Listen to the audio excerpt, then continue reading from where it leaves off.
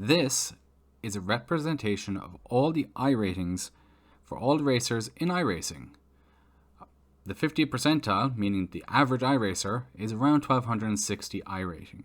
So if you find yourself not at the average or thereabouts, I have a few tips that might help you progress up this graph, getting above the average, progressing further up towards 2K.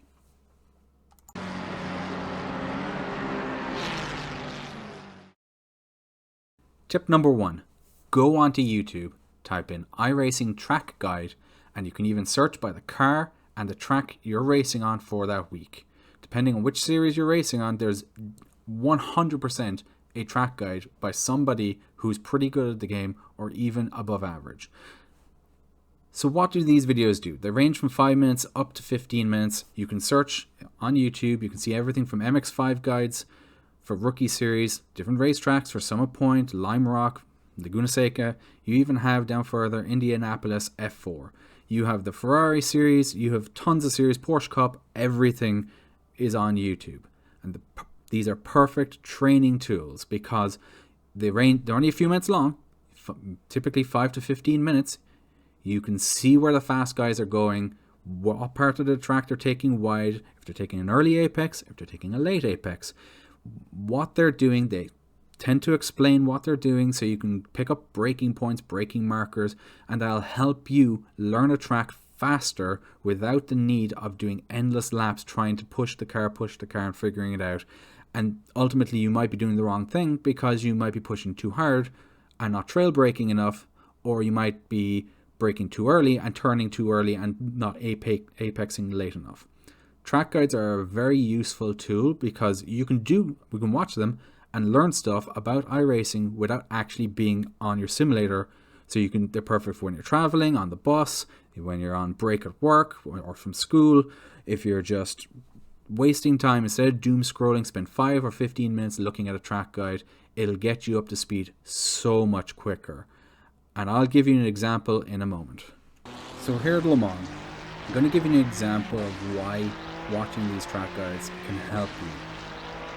As we're coming up to the first couple of corners, you can see here I'm really pushing out wide, exploring the extensive track limits. As we're coming up here, I'll pause it right here, and as you can see from this angle, my car is almost fully past the white line. I've almost gained an entire car's width extra of the track. Anyone would want the track to be wider. It helps them out. It will make you faster. If you can magically make a track wider, would you not? If you can make a track wider and your opponents don't realize they can make the track wider, it gives you an advantage. Watching track guides will point out where you can explore track limits. I know it's not intuitive in iRacing because when you start out in rookies, quite a lot of the tracks, you dip any kind of wheel out past the white line and it's an instant 1x for off track.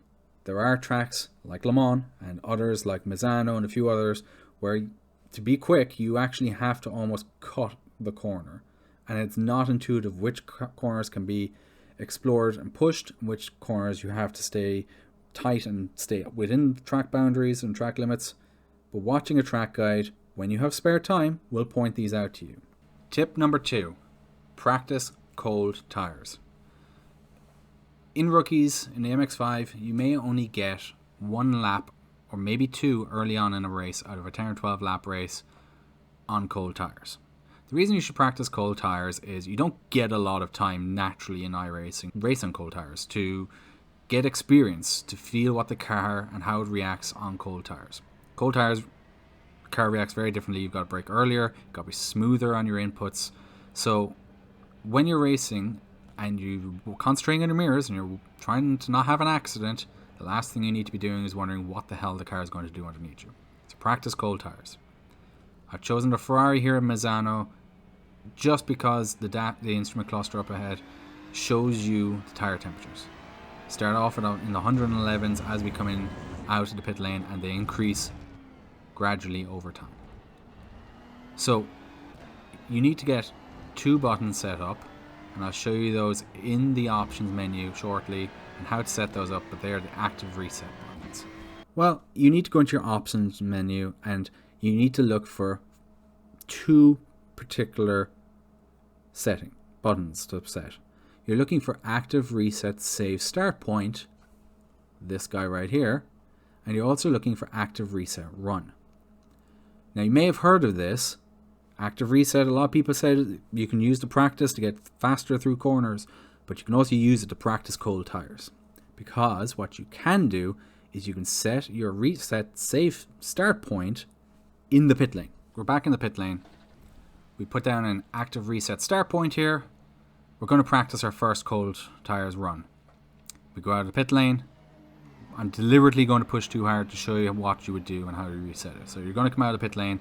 You're going to be on cold tires. You're not used to it. You're practicing it. Tires are cold. What car is going to react differently? And the idea of practicing this is not to be quick on cold tires, but to understand what the car is going to do. The last thing you want to do is be on pole. 2 corners later, you're dead last because you spun on cold tires. So as you can see here, I've made a mistake. I'm going to reset. I'm back in the pit lane.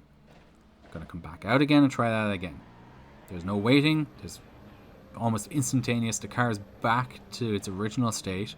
The keen-eyed viewers will notice that as I deliberately pushed too hard there, you'll see that the tires had increased temperature. They were above 111, but now they're back down to 111 degrees again. This is really helpful because cars react differently on cold tires than they do on warm tires. You don't get a lot of time to practice it in races, but I've had many incidents, unfortunately, as I was getting out of rookies, where I would spin. I was concentrating more on not having an accident with the car in front or trying not to let the car behind pass me, and I spun. It happens to the best of us, so just take a little bit of time. Practice on cold tires. Bonus tip. You can also practice your standing starts on cold tires. I know the Ferrari is a rolling start car, but just for illustrative purposes, because on the dashboard it shows you the temperatures, I'm going to show you what you do.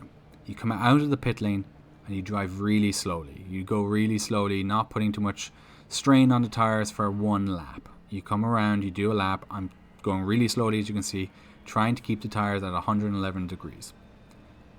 It's more difficult in cars like the MX-5 who don't have tire temperatures and stuff, and various other cars don't have it, like the Rays and such. But just drive slowly. Not too slowly, but just, you need to make progress. You don't want to be here all day, but just slowly. Don't spin the wheels, don't lock the brakes, just gentle inputs for a lap. And we're going to fast forward here and I'll show you what that looks like when we get around to the start finish straight. So we're going to come up here now towards the start finish straight. I've skipped forward. You can see on the dashboard that my temperatures are in or around 111 degrees. Some are one corner slightly lower, some are slightly higher. You can come along to the start grid. You can pick any spot you want. You can pick the mid pack, you can pick the back, you can pick the start.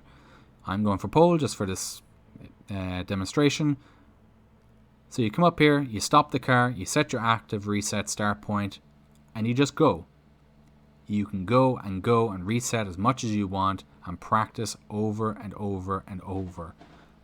And you can get used to your standing starts. You can do this in any car, any track. Just practice your standing starts. You can get better at them. You can get a better feel for what the car is like on cold tires with a standing start. So you can get a better idea of what it's going to be like into turn 1. Tip number 3, qualify. Qualifying is very important, especially when you're trying to improve your iRating.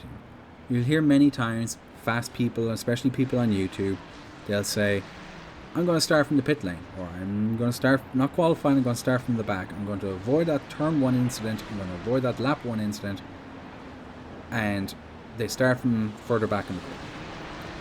Why I don't recommend this is when you're trying to build iRating, sometimes you've got to risk your safety rating a little bit.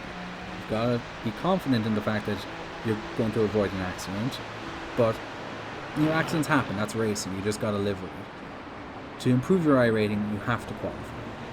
Starting from the back, even if you're faster, hinders your progress through the field, because you're going to have to pass people who are slower than you. They may hold you up, it may be difficult to pass them, you may not have the opportunities, they may be slow in the spots that you're fast but that are not passing opportunities, they may be fast or equally as fast in the places where you can pass. So it's not always a given just because you're faster that you can pass them. As it's said many times, catching is one thing, passing is another. So start as far up the grid as you can, because it'll help you to gain positions, gain iRating.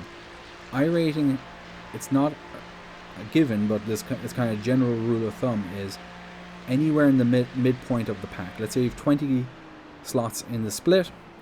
From 10 up, you're going to gain iRating, generally speaking. It's not always the case. Anywhere from 10 down, you're going to lose iRating. So if you're starting in 20th, you have to pass 10 cars, in this example, before you even start gaining any iRating. So try and qualify. The other aspect of qualifying is racers in different splits, their lap times can vary wildly. You can have somebody who on pole who is 5 seconds faster than someone in 60th. I've seen it happen even in top split. It's crazy. It happens. So when you're racing behind someone like that, if you are the faster driver, you might only be behind them for 2 turns, but all of a sudden those 2 turns you're not sure where their braking points are. You know where your braking point is, but their braking point could be 50 meters before yours. So you're not eliminating all the risks. You might be eliminating the risk of that big crash or the turn 1 incident, but now you're contending with people who you've no idea if they're going to brake where you expect them to brake, or if they're just going to brake or have a weird line on a corner that slows them down, and that will hinder your progress. You may run into the back of them or just touch them slightly, and that'll get you a 4x. So the incident that you tried to avoid on turn 1 or lap 1, all of a sudden you've had another incident. The other thing with it is, the more cars you have to pass, the more chances there are for someone to make a mistake, for someone to run wide, miss their braking point, somebody to just get really upset with you and block you, which is frowned upon, yes, and you can protest them, but by qualifying you're limiting the amount of times you come across cars, and therefore the amount of opportunity. In this example, as you can see, and we're at Le Mans, I messed up my qualifying. I had 1 lap, I ran wide, I messed it up, I started from the back, and I have to carve my way through the field. I'm in almost a, well, it is what it is, and a damage limitation mentality right now. I know I'm not going to win this race, even though I probably had the pace to be up there within the top 3, but now I'm trying to limit the damage to my iRating and my safety rating, taking it cautious, but also trying to get past people. Bonus tip, if you have 2 laps, on shorter tracks you will generally have 2 laps for qualifying, use your first lap as your banker lap. So you can go 90-95% your normal pushing and your normal speed, and even if it's slightly slower, quite often people, especially in the lower ranks, will push too hard on both laps, invalidate both laps, and they won't set a time. So by setting almost any time, especially in the lower ranks, you can start more than halfway up the grid. So set a banker lap, don't push too hard, concentrate on keeping the car within track limits, and then that'll also allow you on lap 2, when your tires are warmer, to really push. You can push hard on that second lap, knowing that even if you mess up and you run wide, you still have a lap.